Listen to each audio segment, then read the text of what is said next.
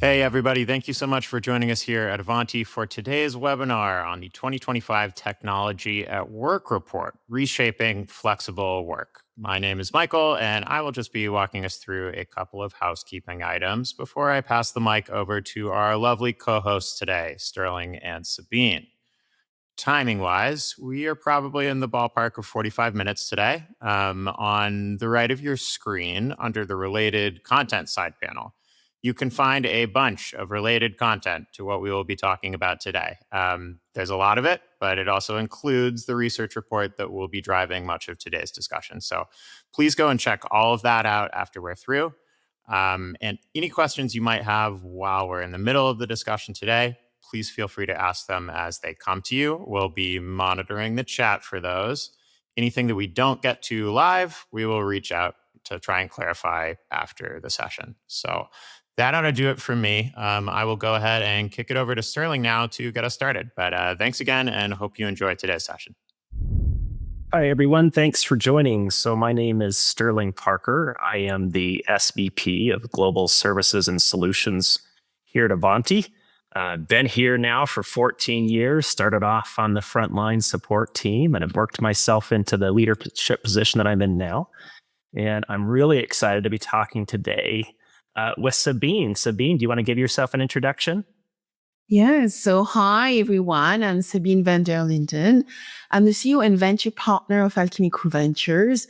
I actually build R&D, an adoption lab there for major corporations.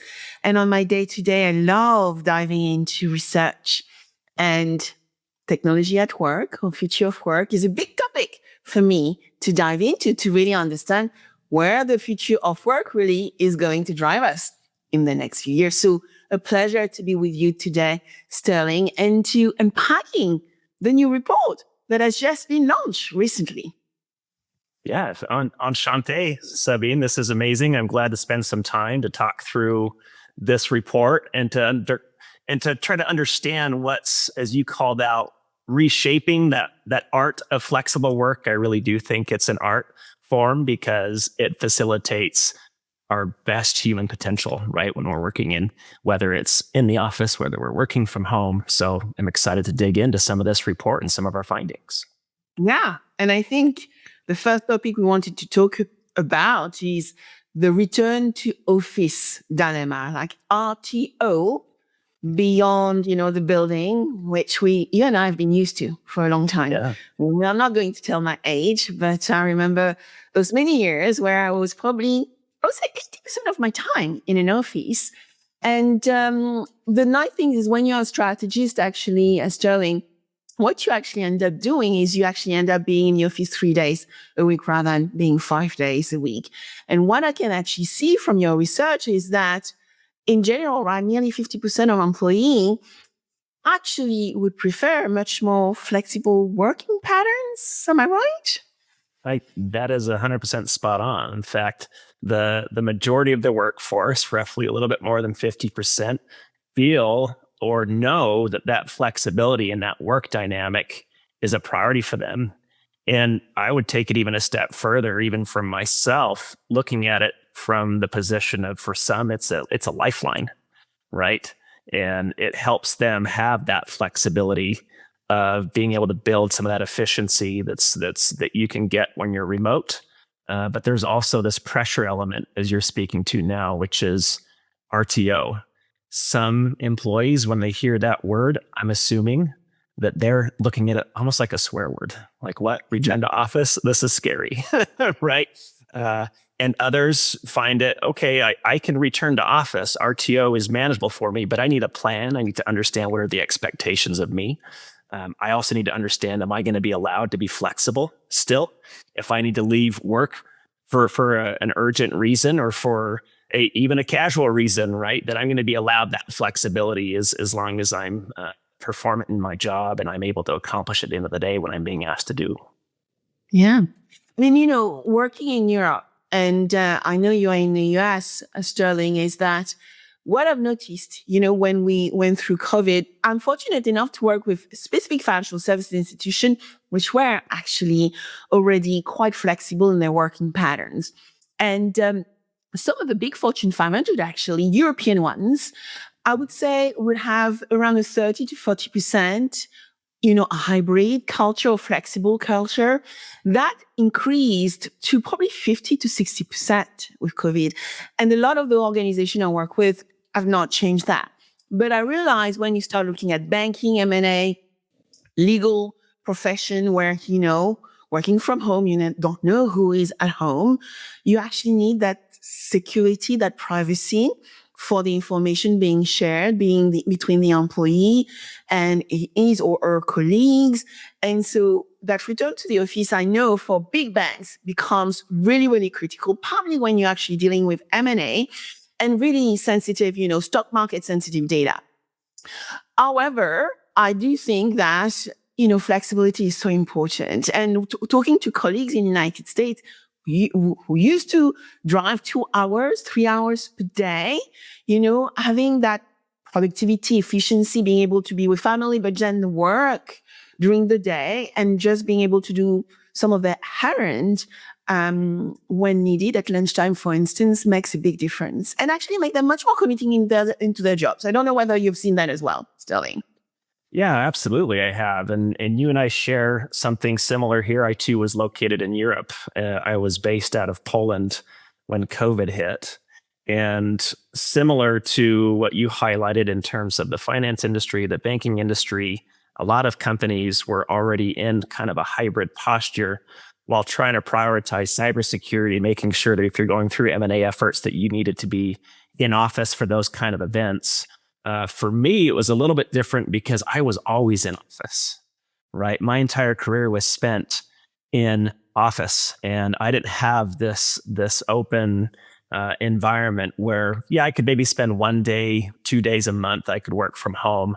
But it was just the expectation that you work there at the office. And so when COVID hit, and all of a sudden it was a force, and everyone had to, whether you were already used to this hybrid environment and you had that luxury of flexible work, or whether you were coming from a position of, this is new to me, right? And all of a sudden I'm becoming, if I wasn't already, I'm being forced to become an IT professional because now I'm having to set up my home network. I'm having to set up my laptop. I'm having to set up and troubleshoot things on my own. I think it was an eye-opening event for a lot of businesses and for a lot of people in terms of, one, how do we innovate to allow for M&A strategy during COVID, right? Those efforts, if anything, a lot of companies looked at that as an opportunity of, we don't need to be disrupted by this, and we can lean into the cybersecurity posture and improve that so that we can facilitate that secure mode of communication, especially when you're going through something as sensitive as an acquisition or a potential merger. And we find it in our report that cybersecurity is mentioned as a motivator. Absolutely. And in fact, many IT professionals agree that 56% that security alone isn't enough just to justify a strict RTO mandate, right? It's one of the deciding factors, and I can see it from a leadership perspective too, that cybersecurity is a top priority. And if I can't be insured or be entrusted from an IT position to have that secure connection remotely, I as leader are going to want you in office to have those sensitive moments, right, that facilitate work. So it's an interesting concept, and it also highlights the need to have secure connections to enable, one, a proper RTO motion if that's your position, or two, a highly flexible ability within your business and ensuring the security at the end of the day. Yeah. It's interesting that we are talking about, return to the office, so RTO. But for some of us who have been working flexibly because of our roles, I've been flexibly working for probably over 20 years. As a strategy consultant, we have these 3, 4, 5 rules, which is, you work 5 days for a client, you're at home for 3 days, and you're on site for 4 days.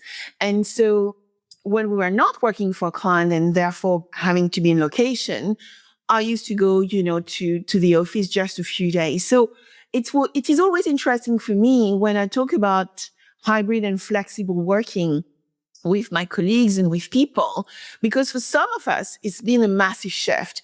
And when you actually have family and children, it can be super positive. But when you have family and children, it can also be quite disruptive if you actually need to work in a very quiet environment. And some of the actually statistic I saw from the report is, okay, working from home and flexibility give us productivity enhancement. But at the same time, people are trying to find culture. And I think younger people are trying to find cultural alignment. So being able to go to the office a few days a week, even if it's not about doing work, but it's about meeting colleagues, is kind of important. The other thing I saw from the report, which I thought was interesting, was this presentism versus resentism. And I think we need to dive into that, right? Because when we think about presentism, is we are going to the office to actually meet our colleagues. And I think 39% of employees need to come into the office just for the chat, right? Because they need to be seen. If you want your promotion, you need to be seen. And then resentism is like, I have to be there. I have so much to get done. And, is it really good for me to be in that space when actually you need quiet space to work? So I don't know what you have seen, Sterling, on that, hidden cost of flexible working. But I thought those two terms were quite interesting from the report. Resentism or resenteeism, it's the first time I'd ever heard of that. And it's part of this flexibility gap that we've highlighted in our report that is a real risk when you're considering the RTO motion within your business.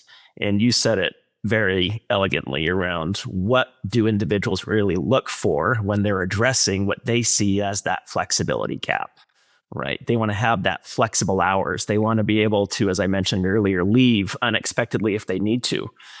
They want to be able to take breaks and not have to feel that pressure of presenteeism, which is, I may not be feeling well today, but I'm going to go into work and I'm going to now put potentially others at risk because I need to be present. I need to show up. Now I have that pressure on my shoulders because that flexibility gap in my environment has not been defined for me. So I automatically am going to show up, even perhaps if I had that flexibility gap addressed, I'd be able to make a decision that best fits my personal needs and the business's needs. And my team, I don't want you in the office if you are feeling ill. I want to make sure it's clearly identified for individuals that flexibility is something that we value and that we see at the end of the day bringing some optionality to how you do your job at the end of the day. And we saw this in the survey data where it states that 73% of office workers say that flexible working is high value and it's actually essential. And for IT professionals, the ratio is even higher. So if you're in the IT side of the business, it's 83%. And that is something that organizations have to look in the face. They have to understand what is the gap and how do we address that with a very clear plan and very clear expectation setting for our employees that are in this business.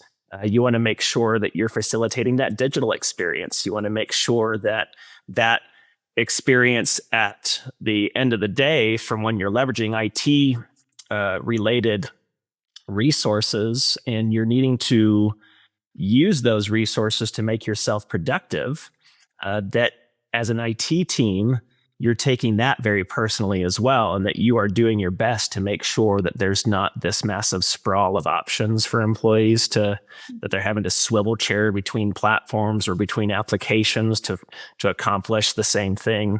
There's a lot of that tech sprawl that needs to be addressed and looked at as well to ensure that you can address the flexibility elements within the job and that you're looking at it from all use cases. Managers, they absolutely see the benefit of in-face environments and where you can benefit from having discussions and you get to learn more quickly when you're perhaps face-to-face with somebody. I know that when I was in office for all the time, right, when I was dedicated to an office space, one of the things I valued a lot was being able to hear conversations and be able to plug myself in and say, oh, this is valuable for me, right? I'm going to be able to see something and hear something and add value to whatever that discussion is. Whereas where I'm remote, am I being allowed to hear those whispers that you would typically hear in the office, right? So you look at some applications that help facilitate that, the chat systems, right? The swarming channels that you would get within your respective teams, so that if somebody has just a question or something they want to discuss, that there's those open channels of communications. But it is a delicate balance, right? How do you facilitate some of those benefits that you get in office while also maintaining the benefits of remote work? Yeah, and I mean, I thought from the report, the term flexibility gap, the new workplace, I guess, currency, I believe you call it in the report, is an important one, because what is flexibility for you will be very different from what is flexibility for me, and working potentially non-traditional hours. What I've seen is, from some of the data you already shared, is that, when you think about the modern office, flexible working hours, you may like working between 9 and 5, but I may be actually more inclined to concentrate between 5 and midnight. I'm not saying it is the right thing to do, but there are different working style, right? When everything is quiet and I have to process information. And actually, you would be surprised, telling, I do write my best article at 2:00 in the morning. I believe it.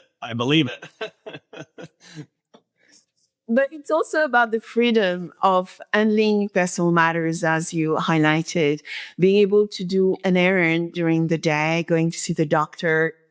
I have to see physio, and my physio doctor, for example, usually can only see me during midday on Fridays, later during the week. But on Fridays, if I wanted to see her on Friday, I have to go midday. So, being able to do things when once upon a time we were in the office, we didn't have a choice. We had to find a way to see the doctor over the weekend, or, handle our chores at night, evenings, weekends. And so that flexibility allows us maybe to manage our days much better than we used to in the past. Now, choice of location. If I told you, starting for me, if I want to be super productive, having water beside me, like this white noise, but water like a lake or the sea would be perfect. So being able to choose location and then focus on outcome, right? Delivering for our client, delivering for our business, delivering for our team, but focusing on the outcome rather than where we are working from, I think becomes really interesting, because then you start driving trust, transparency, but also loyalty in employees. And then I think the last one I captured from the report is the ability to actually communicate when we want to, right? Having those signals, we mentioned chats. We use chats, but also having a way to communicate with people, saying, now I'm really working really hard. Putting that chat is like, don't disturb me right now. But when we are free to talk, being able to communicate and jump on a phone call. So developing new mechanism of communication, I guess, becomes really key when we think about the flexibility gap and what that means for different people. Yeah, said it perfectly. The ability to have flexibility in your day-to-day work is so different for everybody, right? You highlighted at the beginning the times and hours of the day where you feel you are most productive. And that is for me, it's between 9 and 1, right? So 9 a.m. and 1 p.m., I feel like I can focus, I can be 100% dedicated. I don't even need a break. But after that, I need something, right? I need to take a little bit of pause. But then I really enjoy getting back in later in the afternoon and trying to get some things wrapped up for the day, hopping on after my kids have gone to bed. And you talked about, how there's some noise that can also be a distraction when you're working from home. So you take advantage of it. And at the end of the day, it is, what are you delivering? And how is that showing in your performance? And how are you able to manage this flexibility gap on your own to come out with the outcome that your leadership and that your business needs and that your clients need from you. But on the other hand, what is the business doing to make it so that you're enabled to make those decisions? Your tech stack has to back that up.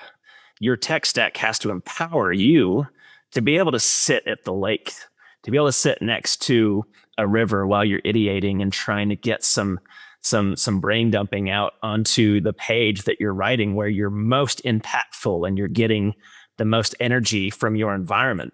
I think about how there are, especially in the support and services side, where there are some really tough, complicated issues that we have to get underneath. And when you're in an office and you're really in the depths and in the weeds of trying to troubleshoot and try to understand, and you're looking through logging, you're pulling traces, you're really doing step by step, you're putting a puzzle together, and somebody comes and sits at your desk, right? And it's a disruption. And you don't want to be rude and tell people, well, hey, I can't work right, or I can't talk right now. It's already done. Distraction has happened. You're out of your mind, and you're now getting focused by force on something different. And so there is that absolute luxury and lifeline of being able to work remote during those environments where you can put your chat to the side. You can do 100% focus on your effort to get the mission accomplished, the mission at hand. And it is absolutely on the IT side of the business to facilitate and empower that, so that your employees are able at the end of the day to accomplish their mission, to do what they need to be doing, and to even better do it in a way that is of higher value, and that they're improving on their performance, that they're adding and accelerating value to your business because you've empowered them to do so with your tech stack. So it's so important. Yeah, but I hear that alignment between business and IT. And I think there is a very important statistic to remember, because I work in finance and insurance, and so we have a major talent gap. And I think it's very important that when we look at the flexibility gap, there are a lot of things at stake, because 53% of millennials would consider quitting their jobs for more flexibility. And so that makes it really crucial for retention. And people are not looking always for salary, right? They are looking for flexibility. And so that's very important for us to remember that. But now going back to your point around this digital experience, the digital reality, right? Multiple system, and I guess me being on the beach, maybe, or by a lake, I have my edge computing, I have my laptop, I have my iPad, I have my phone. And so safety and security becomes critical. And that's where I need IT to help me make sure that I do not put my business at risk, right? And we have amazing technology out there to actually allows us to actually monitor what's going on within our system and amongst our teams. We have seen cybersecurity increasing as we are on the edge, right? We are digital workers, flexible workers, which means that we just need to be a little bit more careful as to what we click on. We are giving with AI as well, facility to hackers to actually target us. So it's interesting, as we have moved, right, from that traditional being in office 9 to 5, we are now more flexible workers. We have access to technology. We are digital everywhere now. And so being mindful that remote also bring risk to the business, and we need to make sure we have the right security in place, is vital. Yeah, it absolutely is vital. And it's mission critical that your tech stack that you're providing for your employees is clearly defined, and that the security posture is one easy for your employees to follow. It doesn't create agitation in the process, because once you create agitation within that secure posture, what do employees do? They find workarounds. That presents a lot of risk to your business. So the CISO position on this is, one, I need to make sure that I make this as simple as possible for my end users, and that they have the knowledge and that they're empowered to make the right decision when pushed into a gray area of, oh, I'm at the airport and I see this Wi-Fi that's free and it says a certain name, and also I'm getting a pop-up about cert errors or cert problems or risks. What do I do, right? Am I trained as an employee to be able to make the right decision at that moment in time? Yes or no?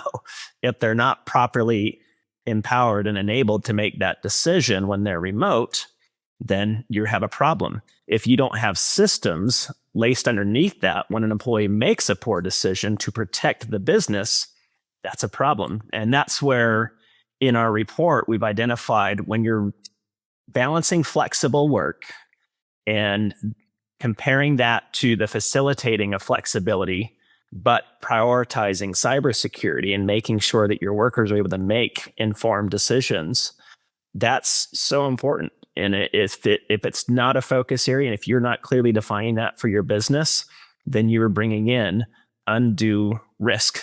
And it's going to be a bigger problem if it's not addressed at the IT level. And there's that pressure, right? So the part around making sure that flexibility is, one, a retainer for great talent, but it's also an attractor for great talent.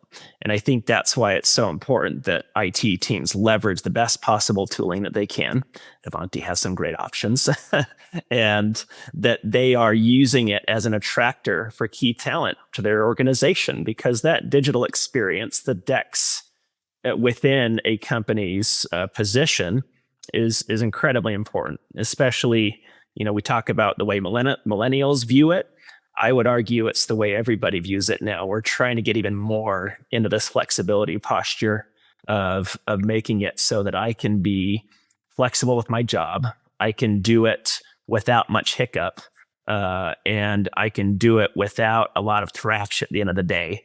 But when I want to start, and I see this even from my team within support and services, that they want to push against these edges of tech. And they want to start leveraging some real key technologies within AI. And we can't run fast enough, right, with AI at the moment. And so this is where it's so important that especially at the Gen AI side, that you as an organization are very crystal clear in terms of what's being brought into the organization, what's been approved, what's been vetted by your security team. Because in our report, we did find that 46% of office workers say that they're using some form of AI that's not approved by work, right? And there's some interesting details behind that. And maybe Sabine, a question for you. What are your thoughts on, or what do you see as maybe some of the key reasons as to why AI or shadow AI is being leveraged within the business when it's perhaps a tool that's not approved by the IT organization? So great question. I think partly, depending on the size of the business, I would say that you see a lot of big corporates going for the AI, Gen AI, agentic AI strategy, and therefore implementing internally what I call private GPTs. So those are GPTs which have been approved internally, and those therefore they can any employee can actually do searches. They can actually write email. They can do whatever they want on that private GPT, which has been made available by the organization. Often it's text-based. Now, when you think about generative AI is not just about text, right? We know about OpenAI, we know about Perplexity and all those tools. It's partly text, but it's also image and video. So a lot of people will actually have their own version probably on the phone, right? You're on the go, you will have downloaded different version of GPTs and comparing them. So because you actually want to actually understand what is the difference between the answers coming from those different platforms. And so you're doing to educate yourself, to give you an edge, right? To actually see whether by really understanding the difference, give you a little bit of a different view of the world, of all the answers. But we don't always think that, okay, it is my phone. Often we are using our own phones right nowadays, right? And so we do not always understand how that interact with the company systems, our Outlook, our Microsoft platforms, the things which have been approved by the business.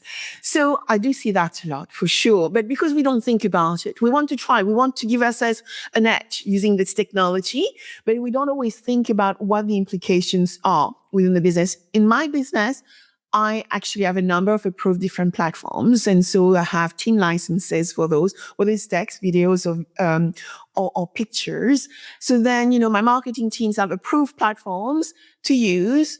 And then, the researchers also have, approved citation-based platform to use. And I tend to be quite demanding on the cybersecurity angle because I get my reports every month around what is working and what is not working. But I have the thing with my team and they already know it. If they, I'm sorry, I'm going to swear potentially, if they do something wrong, well, they are going to get out. I mean, they are out because I could not put any of my clients at risk. So we have very strong rules, governance. We work with financial services institutions. So we have a no mistake rule. Play with your things, but no mistake rule. I love that. And I love that you are far more mature than what I've seen from a lot of industry experts, right? In terms of making it a no brain decision in terms of if you make a mistake, and I almost swore there too.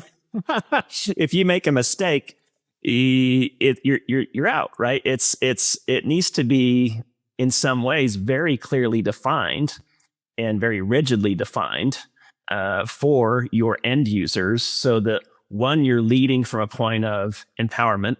I don't want to have vagueness within my organization as to what is and isn't approved. If there is something that is vague, then you're opening that door and that risk unintentionally as a business. And it needs to be very clearly defined as you have defined. If you have found something new, we have an intake policy for that. We have an intake process for that. And that process needs to be very slick, streamlined, easy, predictable, because if it's an agitating process, guess what people are going to do? They're not going to do it, right? And they're going to put their own jobs at risk, whether intentional or unintentional, by leveraging some tools that could end up causing some bigger problems.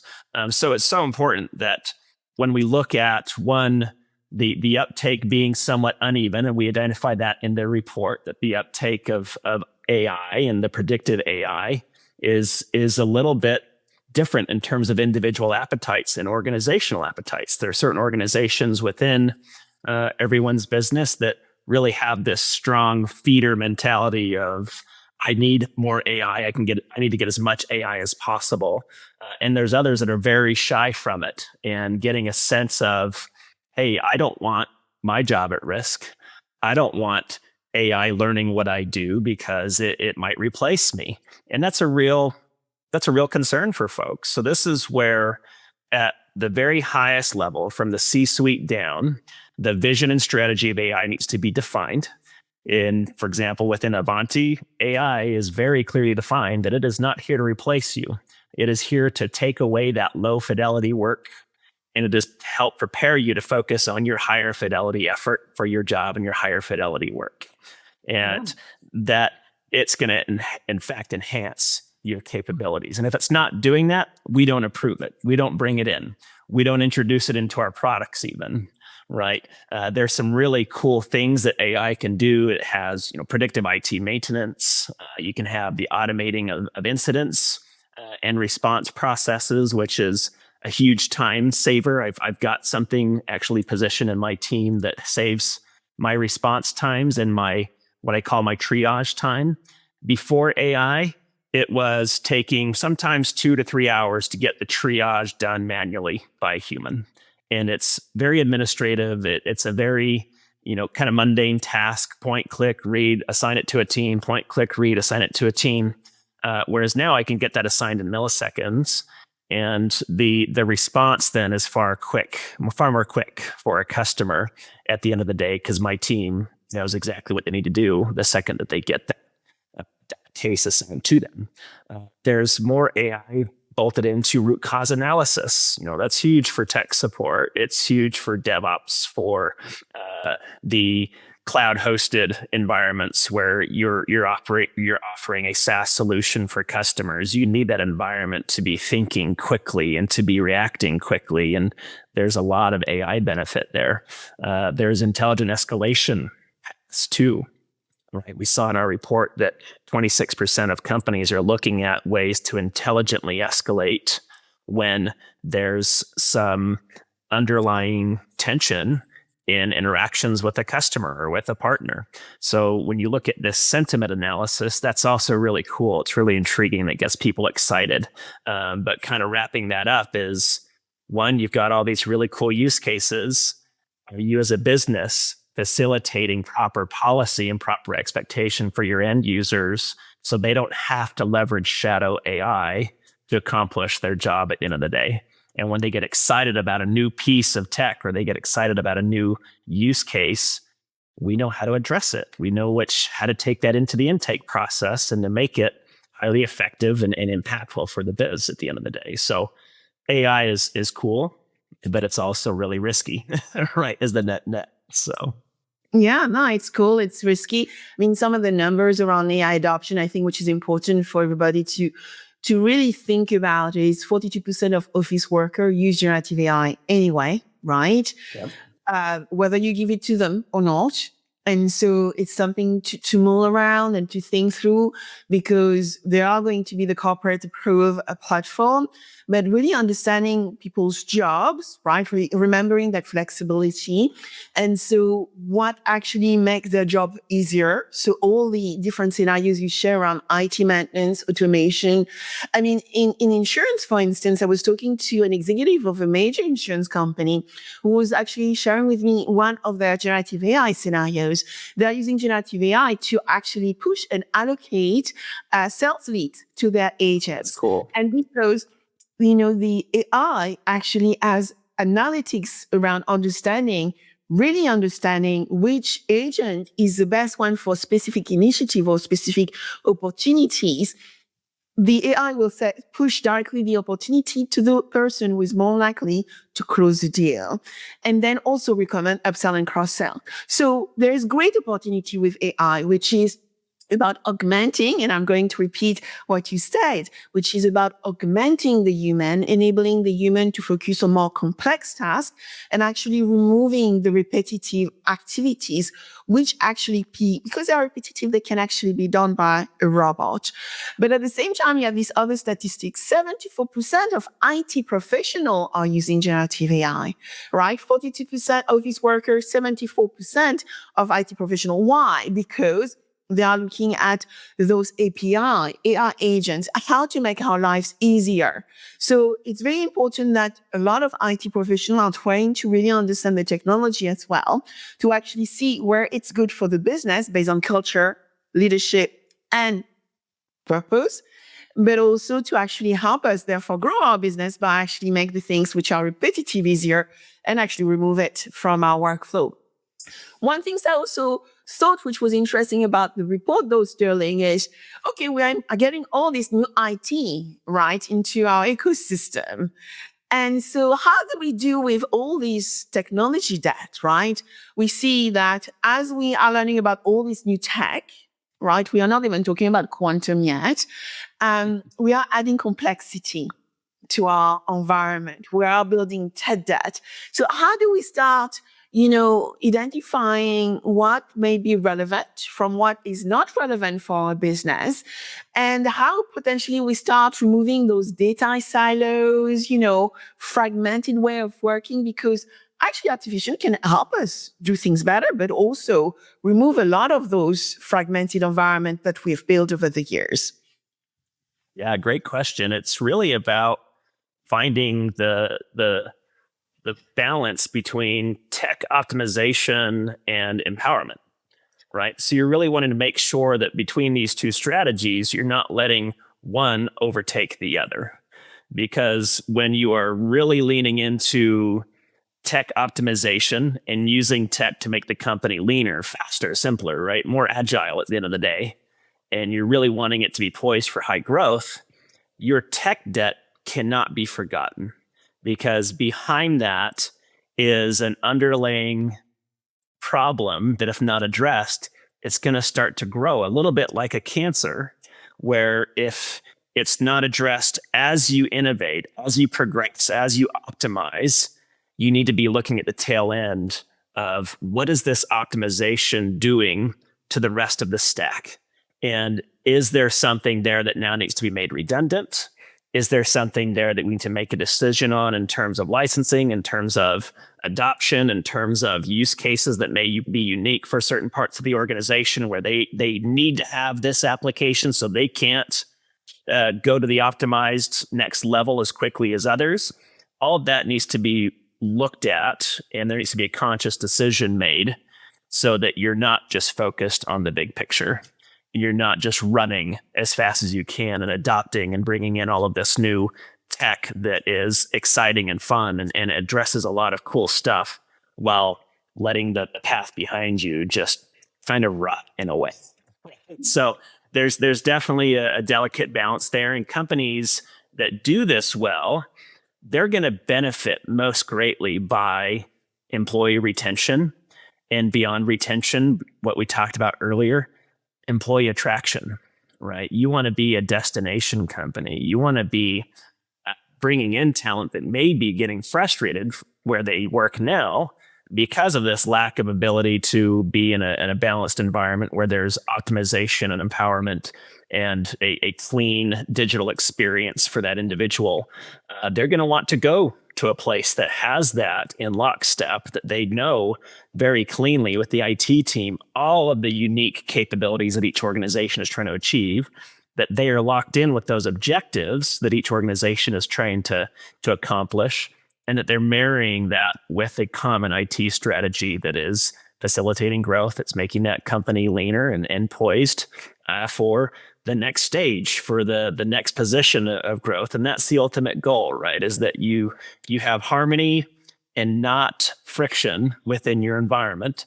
And then that converts to an awesome employee experience. And you're just going to have net benefit of keeping that talent that you want to keep for those high potential individuals are going to help you facilitate more growth. Yes, and you mentioned digital employee experience. Often we talk about the customer experience, and it's great to hear that today's customer is the employee, right? All generation. We have 5 generations now in the office, right? From 70 years of age, maybe board members, advisors to the company, to our Gen Z, not yet our Gen Alpha, but our Gen Zs. So 5 generation of workers being in the office or working remotely, demanding that flexibility. And when we start actually removing those data silos and, managing this impact on the organization, well, we move from inefficient use of resource to more efficient use of resource. We move from uncollaborative teams to much more collaborative team. We move from, people not being able to see what is going on or having just a small sight on what is happening on the project to have full visibility. And then that is also helping with governance, compliance, information security, and privacy, which are super, super important in regulated industry. And then we start having the ability to be more clear around the IT investment we need to make. And I love talking to young ventures and finding opportunities between big and small organizations to collaborate together, because no one needs to redo and reinvent the wheel, because there's a lot of tech ready out there. They just need to select the right one for the right organizations. And then embedded those IT tools. But what does that mean is efficiency and effectiveness within the business, proper compliance and governance as well, and stronger security posture, isn't it, Sterling? Oh, amazing. Yeah, it's exactly that, right? And if it all complements your security posture while facilitating the most common use cases within each area of the business, I look at it from a beginning of the row to the end of the row. I come from a farm background, so we have cattle that'll start to feed at the beginning of the row, and we've got to ensure that the feed makes it all the way to the end so that the row of cattle are all fed, right? So there's efficiency gains. I always look at that methodology and look at it as a way of, is my security also enabling my full row of organizational posturing, whichever org is consuming that part of the IT chain. Is it doing it in a way that's easy? Is it doing it in a way that's predictable? And ultimately, is it doing it in a way that is highly secure? And that way, my risk is very risk averse, and I am able to sit back more comfortably as the IT admin, right, as the CIO, and rest confidently that my team is fully empowered, fully enabled. I'm working as agile as I possibly can. I've got a seat at every single table in that row, right, and that I'm there to facilitate, not agitate. And that's so important because, like you highlighted, you then break down all the silos.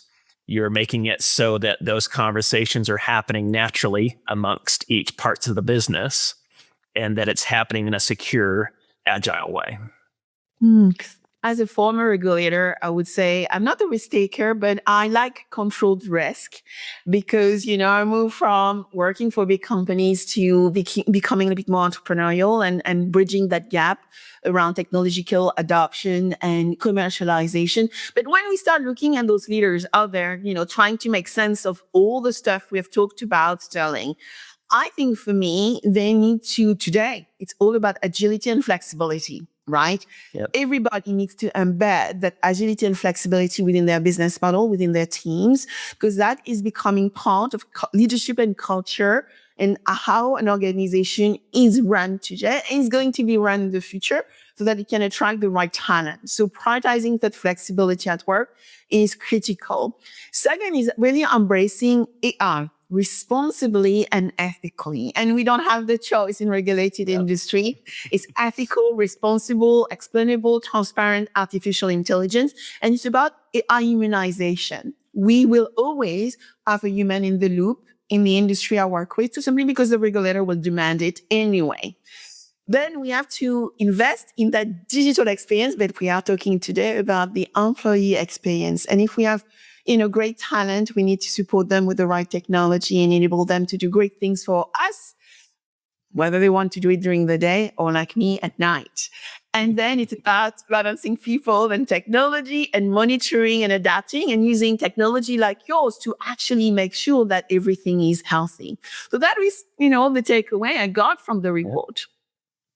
And that's very well said. I could not have said it better myself, Sabine. And I had such an amazing time today speaking to you about this experience and some of the gaps and some of the frustrations when you hear the word RTO, that it doesn't have to be scary, right? And in fact, when companies prioritize that return to office motion with a clear mindset of what's in it for us as a business, more importantly, what's in it for the employee, and we do it in a very structured way, and we leverage these tools to make sure that our stacks are complementing our process, that we're complementing our position and our culture as a business, it's incredibly important. And it'll save the day. It'll make it so that employees are embracing that remote work and return to office motion, that the flexibility stays a priority for everybody out there in their company's ecosystem, and that when they're servicing their customers, both internal and external, everybody's seeing the benefit of that posture. So this has been an amazing discussion, Sabine. Thank you so much for spending some time with me. Thank you very much for welcoming me. It was a pleasure too, Sterling. Until next time, I guess. Yep, absolutely. Enchanté again.